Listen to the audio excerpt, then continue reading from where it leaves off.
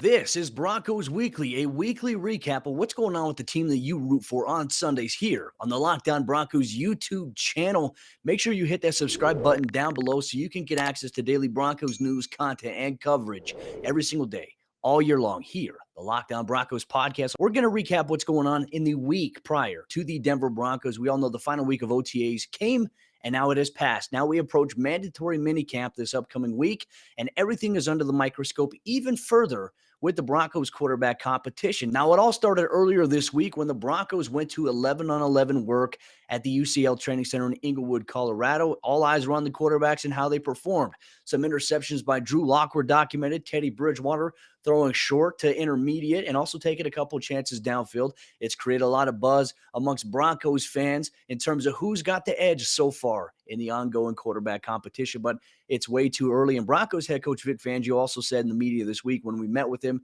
it is way too early to jump to conclusions or make any assumptions about the Broncos quarterback competition. It's going to be an ongoing process between now all the way through mandatory minicamp this upcoming week and then through training camp and the preseason, where preseason play will ultimately determine who gets that week one start against the New York Giants. We're all waiting and seeing how things are going to go there. But I think the message for Broncos fans is we don't have to get to the point where we microanalyze every interception, every play that the quarterback does in practice. Ideally, in a realistic world, you want your quarterbacks to make the mistakes in practice.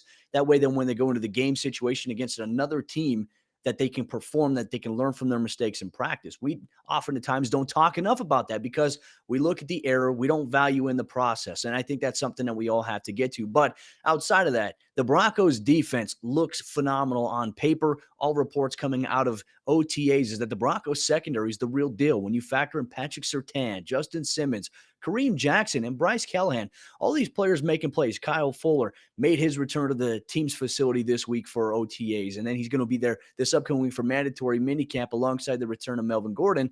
But that secondary is making plays. They're taking the football away, and you love to see it. Jamar Johnson, one of the Broncos' rookie draft picks from this year's NFL draft, had an interception as well. And Vic Fangio said that he would like to see him improve on his tackling at the NFL level. He has to be a better tackler in the NFL than he was at college, but his ball hawk skills are there. There's room to grow, and Vic Fangio is going to do whatever he can alongside Ed Donatel and Christian Parker to get everybody where they need to be. In terms of some other conversation, Broncos outside linebacker Von Miller, who's entering the final year of his deal with the Denver Broncos, is hoping to get a long-term deal or at least to be able to retire as a Bronco. He wants to be a Bronco for life.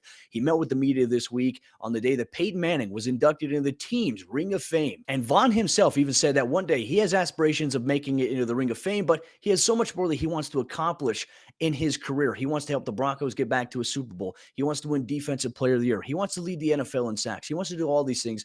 But more importantly, after sitting out an entire season due to an injury, he really reflected on the value of being on the field, being around his teammates, making guys better. He's taken an interest in some of the younger guys on the Broncos roster, some of the undrafted rookie free agents who have that hunger, and he gravitates to that. He wants to help develop the young players to become household names at some point down the road in their career. Malik Reed obviously is one of those players that Von Miller's connected really well with, and so that's something that Von reflected on this week in practice. And Broncos' second-year center Lloyd Cushenberry reflected on his rookie season this week as well, noting that it wasn't the standard that he holds himself to, and he understands that the Broncos, he wasn't surprised that they went out and they drafted Quinn Miners.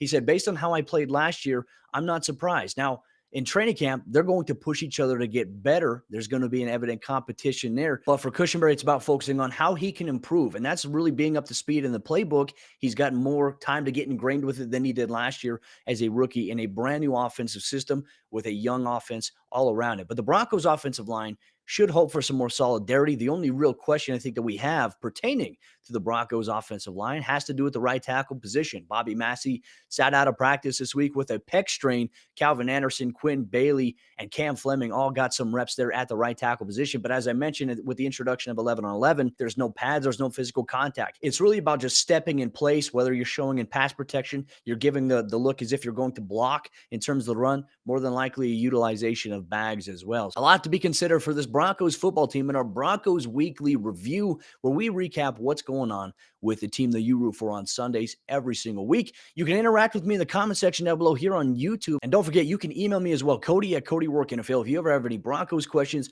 that you want answered, if you want to schedule a one-on-one Zoom session with me where we can watch specific film, we can break down specific players together, I'm always open for that. But Broncos country, enjoy your weekend. We'll see you on Monday for a brand new episode, Locked On Broncos, here on the YouTube channel. Make sure you hit that subscribe button for daily Denver Broncos news, content, and coverage all year long.